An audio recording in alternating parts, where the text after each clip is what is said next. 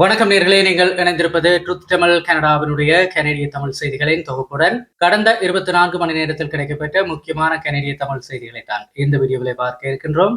இதுவரைக்கும் சேனலை சப்ஸ்கிரைப் செய்யாத நேர்கள் இருந்தால் இப்போதே சப்ஸ்கிரைப் செய்து கொள்ளுங்கள். தொடர்ச்சியாக விரிவான செய்திகளை பார்க்கலாம். முதலாவது விடயம் பார்த்தமாக இருந்தால், கனேடிய பிரதமரினுடைய அதிகாரப்பூர்வ இல்லத்தை புதுப்பிப்பதற்காக ஒரு தேசிய அளவிலான ஒரு போட்டி அறிவிப்பு ஒன்று தற்போது வெளியாகி இருக்கின்றது.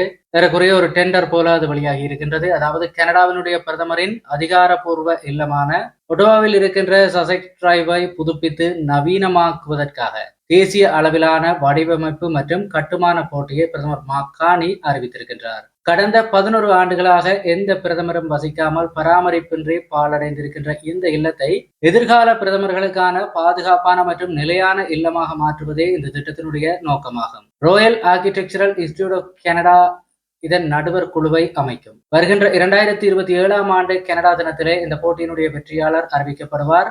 மேலும் மக்களுக்கான வரிச்சுமையை குறைக்கும் விதமாக ரிடோ ஹால் ஃபவுண்டேஷன் அமைப்பானது இதற்கான முழுமையான நிதி திரட்டும் பணியில் ஈடுபட இருக்கின்றது. இதேவேளை ஒரு தனிநபர் திட்டத்தினுடைய மொத்த செலவிலே 10% மேலே நன்கொடை கொடுக்க முடியாது என்கின்ற ஒரு கட்டுப்பாடும் இதற்கு இருக்கின்றது என்று தெரிவிக்கப்பட்டிருக்கின்றது. குறிப்பாக முழுக்க பொதுமக்களினுடைய வரி பணத்திலிருந்து இந்த கட்டுமானம் செய்யப்படாது என்பதை உறுதிப்படுத்துகிற அதேவேளை தனிநபர் ஒருவரிடமிருந்து அதிகூடிய தொகையை பெறுவதன் ஊடாக அரசியல் ரீதியாக அவருக்கு ஆதாயம் ஒன்று கிடைக்க கூடாது என்பதற்காக 10% என்கின்ற ஒரு கட்டுப்பாடும் அங்கே விதிக்கப்பட்டிருக்கிறது. நிச்சயம் வரவேற்கக்கூடிய ஒரு விடயமாக இருக்கிறது. அடுத்த முக்கியமான செய்தியை பார்த்தமாக இருந்தால், நோர்த் பே அருகே இருக்கின்ற சிஸ்லோம் டவுன்ஷிப்பிலே ஜூன் மாதம் 19ஆம் தேதி அன்று பைக் ஒன்று குதிரை வண்டி ஒன்றுடன் மோதி விபத்துக்குள்ளாகியது. இதிலே காயமடைந்த 61 வயதுடைய பைக் ஓட்டுநர் ஆம்புலன்ஸ் மூலம் மருத்துவமனைக்கு அழைத்து செல்லப்பட்டார். விசாரணையிலே அவர் மது போதையில் இருந்தது கண்டறியப்பட்டது. ஆனால் அவர் மூச்சு பரிசோதனைக்கு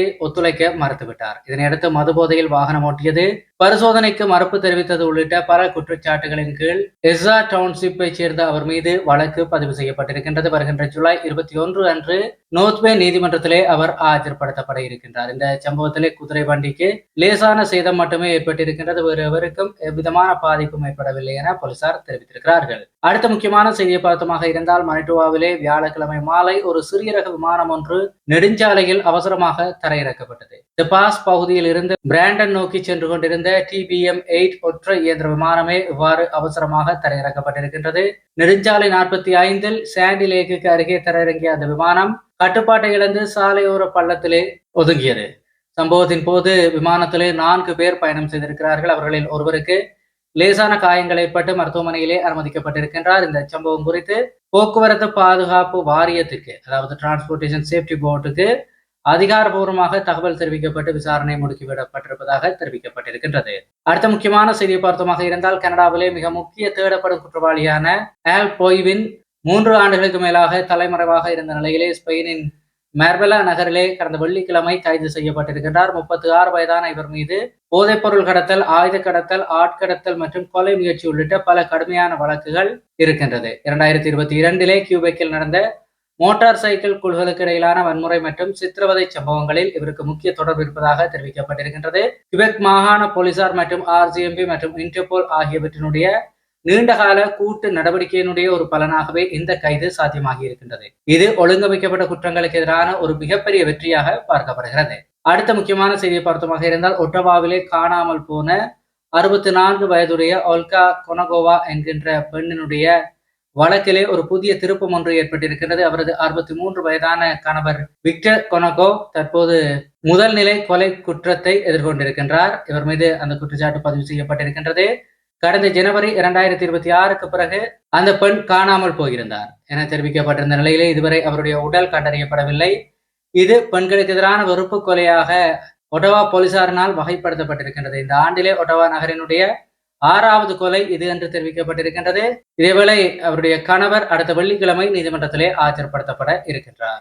அடுத்த முக்கியமான செய்தியை பார்த்தமாக இருந்தால் நேர்களே, முதியவர்களை குறிவைத்து $1.4 மில்லியன் மதிப்பிலான போன்சி மோசடியிலே ஈடுபட்ட 62 வயதான நவ்தீப் ஒப்ராய் எனப்படுகின்ற பிராம்டனை சேர்ந்த ஒரு நபர் தற்போது கைது செய்யப்பட்டிருக்கின்றார்.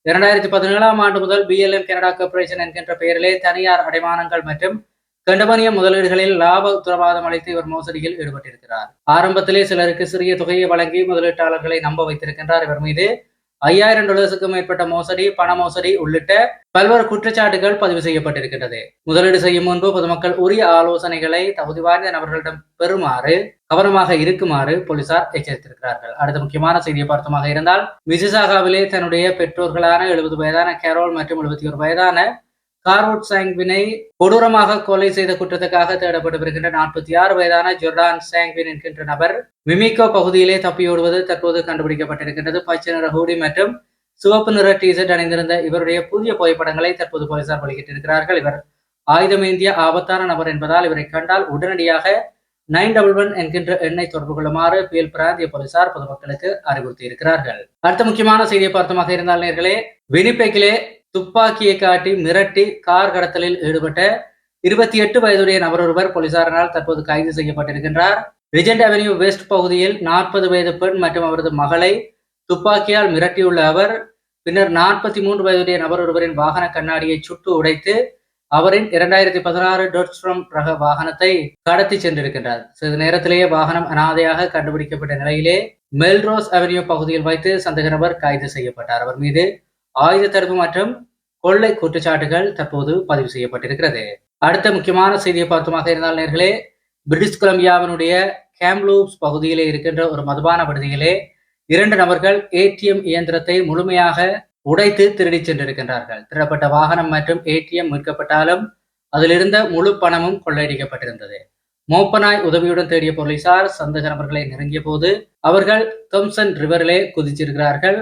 அவர்களில் ஒருவர் தற்போது அதிரடியாக கைது செய்யப்பட்டிருக்கின்ற நிலையிலே மற்றொரு நபர் நதியை நீந்தி கடந்து தற்போது தப்பியோடிவிட்டார். வலது கையிலே பச்சை குத்தி இருக்கின்ற அந்த நபரை தேடுகின்ற பணி தற்போது தீவிரமாக நடைபெற்று வருவதாக போலீஸ் தரப்பு தெரிவித்திருக்கின்றது.